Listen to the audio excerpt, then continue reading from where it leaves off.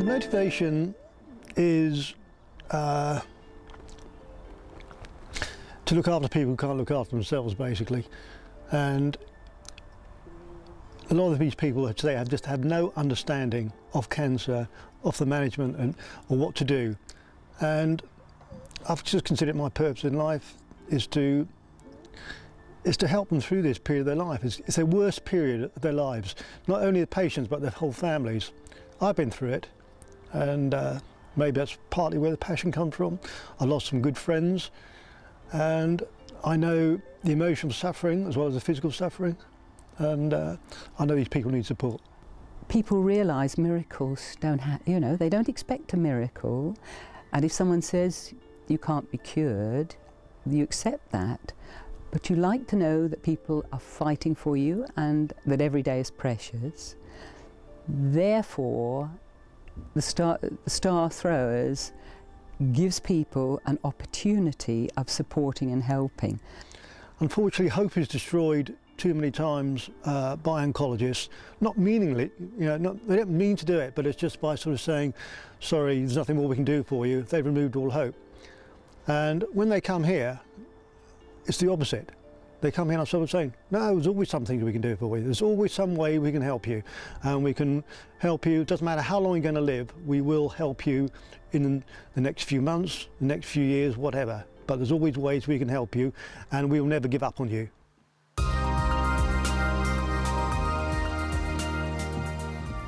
think the homely atmosphere encourages the family as well. I think they all feel comfortable to come and sit here. They can all have a nice day in Wyndham. It's a really nice town with lots going on, so a nice place to come for the day and then also come up here to see what Star Throwers has to offer them.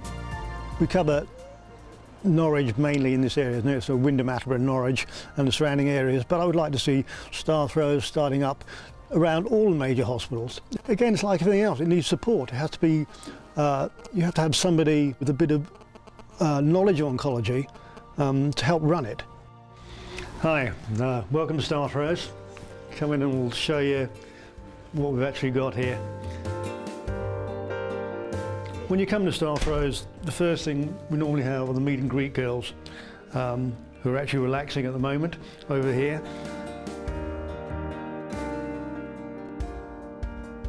The most important thing about this room is you feel that when you come in here, this is not like a hospital, it's not like a clinic.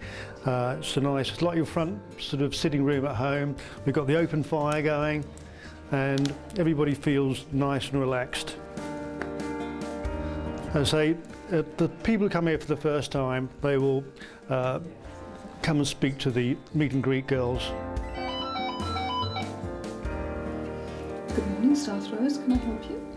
The girls here will ask them, what do they actually want from Star Throwers, and if they want to see me, the doctor, or do they want a massage or just want advice, the girls here will point them in the right direction. Star Throwers was in existence when I first encountered Henry. My husband had cancer, and he had had cancer for 2 years, and we spent an hour, 2 hours, Henry explaining, questions being asked and answered. And when we came out, my husband said, gosh, what a human being, that's the hand of human kindness. And he said, I want you to do as much as you can to make Henry understand how very important it is what he's doing.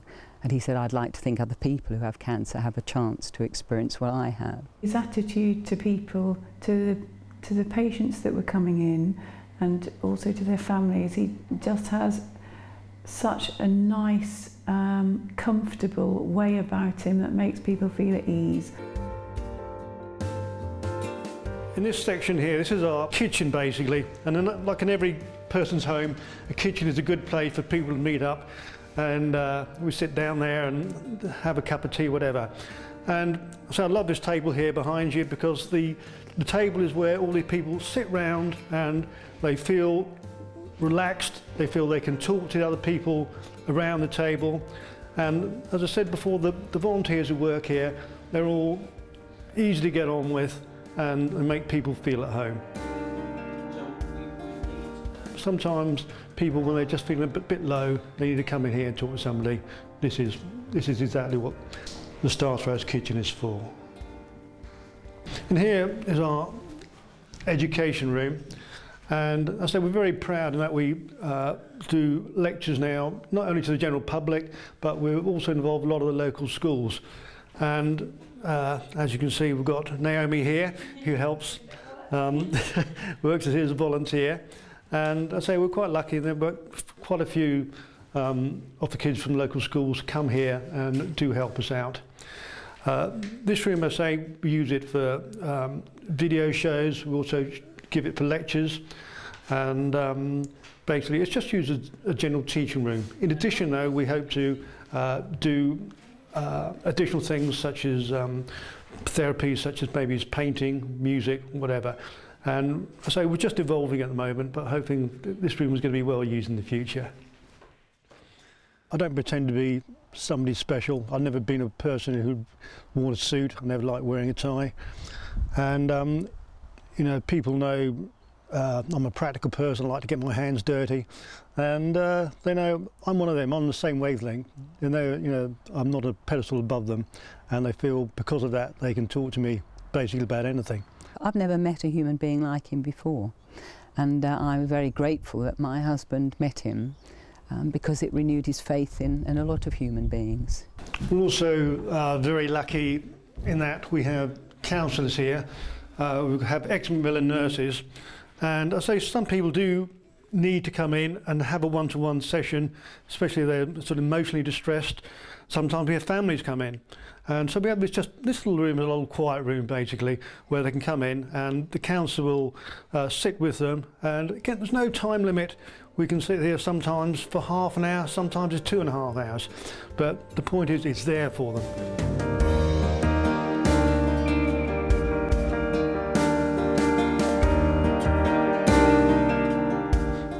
When people first come, they often they come to see me because they want to talk generally about their cancer because they don't understand what's going on. In many cases, others want to talk about their therapies. Is there any alternative things they can do? I'll say, for example, they might have been offered chemotherapy as opposed to radiotherapy. They don't know what to go for. Others come for genetic advice, breast cancer specifically, and they want to know should they undergo mastectomy, whatever. So this is my room where I just sit with them, and normally we spend anything from sort of an hour to an hour and a half going through their specific problems. Everybody that has become involved in Star Throwers has done so because one man has been prepared to give so much of himself. He's trained to do a job, but what he does beyond the job is just incredible, and therefore he inspires people because he gives so much of himself. This is the massage room, and again, this is probably the room that is actually used more than my room, I'm very glad to say. We have 7 volunteer masseurs and osteopaths, and these girls do massage, they do reflexology, they do Reiki. Now, none of these therapies cure cancer, but they make people feel so much better in themselves. And that's the whole purpose of the Star Throwers, is to make these people go out of here feeling better than when they came in. And again, we're exceptionally lucky that the girls who work here, they're professional, they're caring, and they're just tender. And without exception, I've never had anybody come out of here and sort of said, I've had a bad massage. They always love it. There's lots of things people can do to help, to raise funds for us. They can do coffee mornings or sponsored events, maybe run a marathon if they're really feeling energetic. But really, any efforts are welcomed.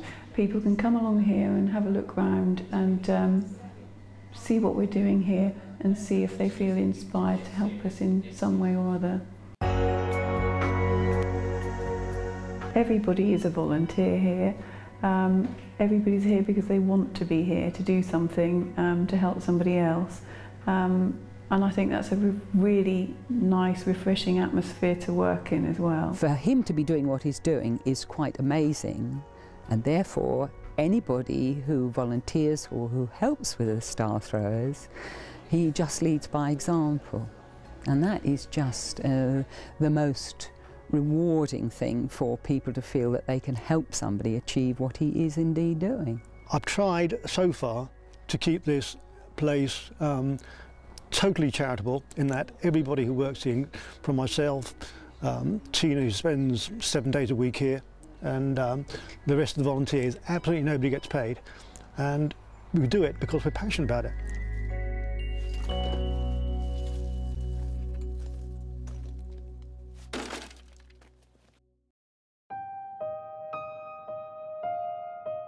The story is that on a stormy day, a young boy is walking down the beach, and after the storm, thousands of starfish have been thrown up on the beach, and as he walks along the beach, he notices which ones are still alive, and he picks them up and he throws them back into the sea. And an old man is there watching him, and after a couple of hours, the old man, he walks down to him and says, "Boy, you're wasting your time. There are thousands of these. It won't make any difference."